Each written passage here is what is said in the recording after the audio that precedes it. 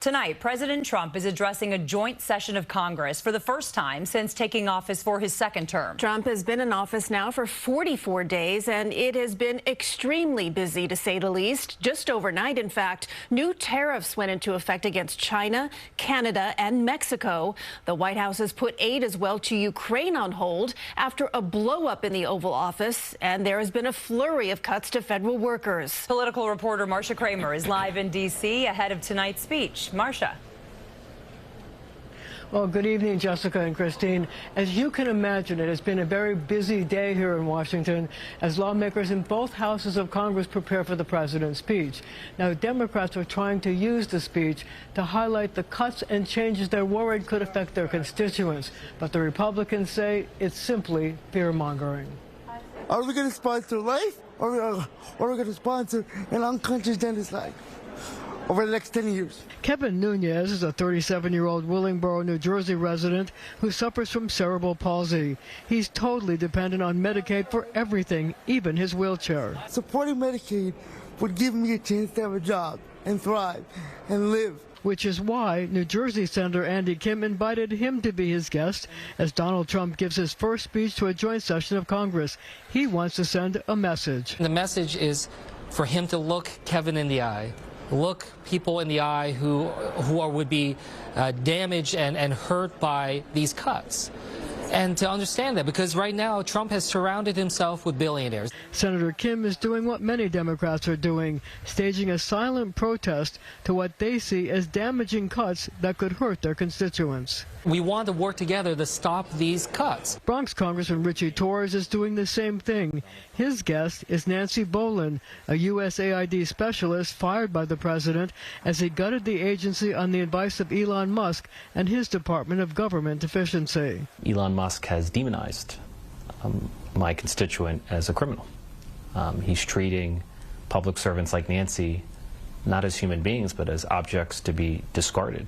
Over 400 people were terminated on the same day. It was shocking. The Riverdale native says she wants to tell President Trump that the narrative that is being peddled by the administration is a lie, that what they're doing is going to make Americans safer and more prosperous.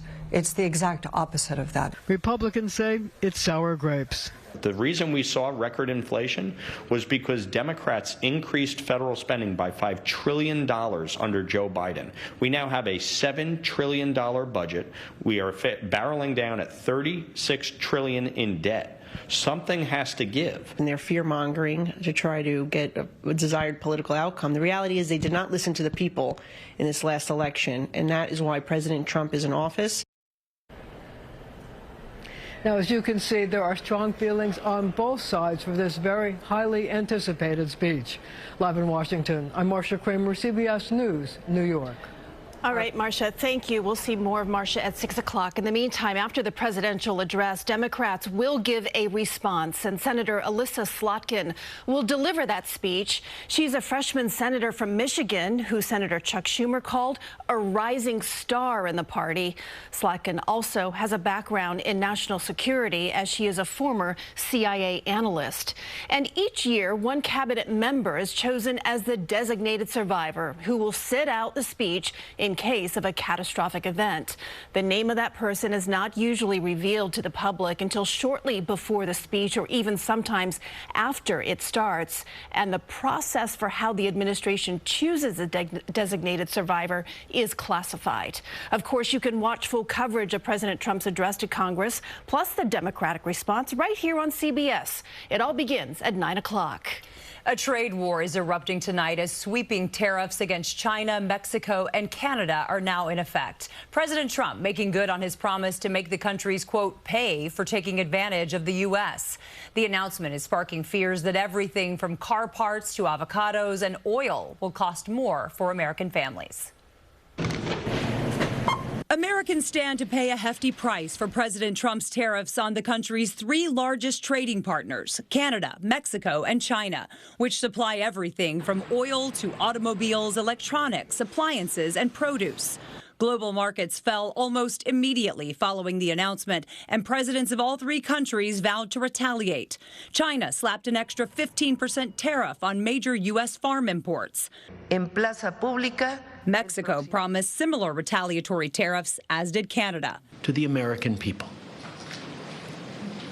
we don't want this. We don't want to see you hurt either. But your government has chosen to do this to you. Canadian Prime Minister Justin Trudeau making it clear that his country's traditional alliance with the U.S. is broken, as he announced Canada will impose a 25% tariff on more than $1 billion worth of U.S. goods effective in 21 days. It's not in my habit to agree with the Wall Street Journal. But Donald, they point out that even though you're a very smart guy, this is a very dumb thing to do. Ontario's premier also announced he would cut off electricity to states, including New York, Michigan, and Minnesota, quote, with a smile, because Americans need to feel the pain. President Trump then threatened to increase Canadian tariffs if the country retaliates, leaving upstate farmers even more concerned about the future of their businesses. Now to wonder, is Canada and Mexico going to accept our products? Senator Mark Warner slammed the tariffs and said they will have a devastating impact on the American economy. This was the guy, Trump, that was supposed to lower food prices. Instead, he's doing absolutely the opposite. Two of America's largest retailers, Target and Best Buy, warned Tuesday that their prices will spike as early as next week. But some Trump allies say the tariffs are misunderstood. When President Trump puts in place tariffs, is to get a desired foreign policy goal. And in this case, he wants cooperation from Mexico and from Canada to keep our border secure, to not allow any more cartels and drug traffickers and illegal immigrants to flow in. And White House sources say the president is expected to lean in to his tariff plan when he addresses that joint session of Congress tonight. On Wall Street, stocks were down for a second day. The Dow finished in the red, 670 points. The S&P dropped nearly 72 points, and the Nasdaq was down 65 points.